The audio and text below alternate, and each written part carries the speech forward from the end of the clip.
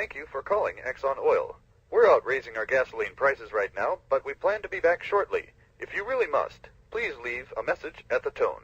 Thank you and have a nice day. Ha! So you think you can dodge me, do you? I'm the most famous investigative reporter on television. Even Exxon Oil can't run from me forever, you know. I want somebody from Exxon to return my call without delay, or you'll be very, very sorry. Do you hear me? Goodbye. Well, drat. I want to do an in-depth investigative report on that dreadful oil slick. It could win me a Pulitzer Prize. I've already done the background work.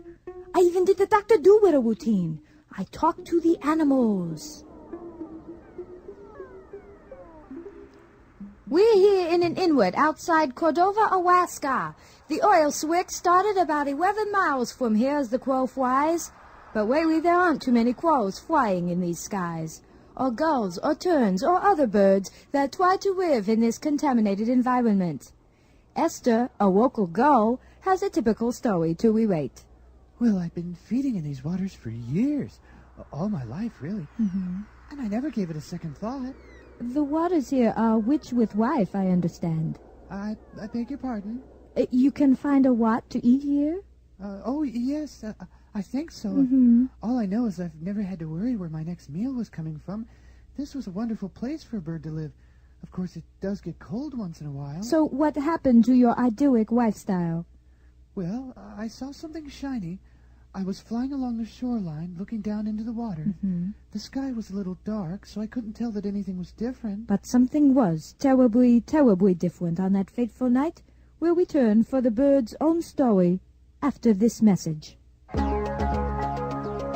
Good evening, ladies and gentlemen. I'm Humphrey Hagley, Vice President in charge of Public Relations for Exxon Oil. By now, I'm sure you've heard about this little problem up in Prince William Sound. You might have even seen television reports of black, gooey stuff washing up on wild shores. Sure, it looks bad, and yes, we made a boo-boo, but the ill effects of the spill have been grossly overstated. Oil is a natural product.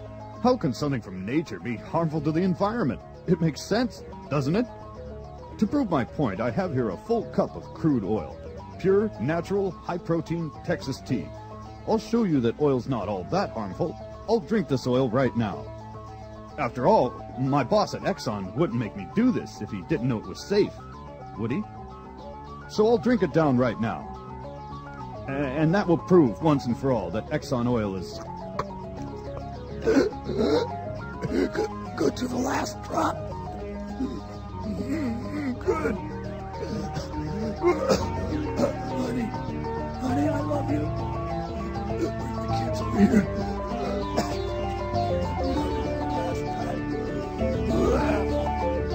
We're back, and things are looking pretty serious here in Alaska.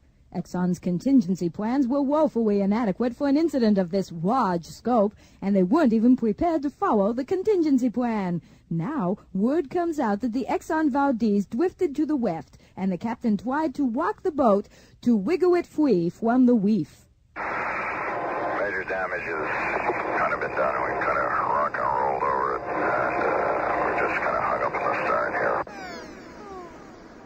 At first, I couldn't imagine what had happened. I felt paralyzed.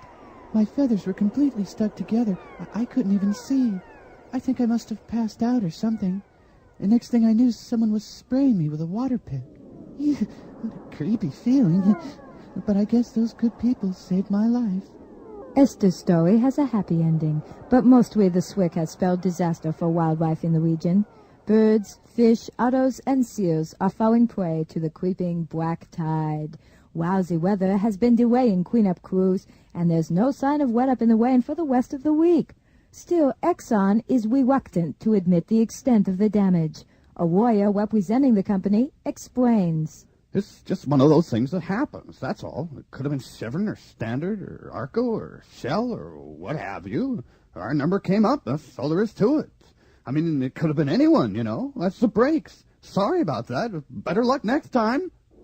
Yes, as the cleanup crew in their yellow swickers climbs onto the oil-stained beaches to scrub the rocks, as the hatcheries nervously release their small fry into the streams and rivers of Alaska, it looks like the best we can do is to hope and pray for better luck next time. For the Pulitzer Prize, I'm a great and renowned reporter.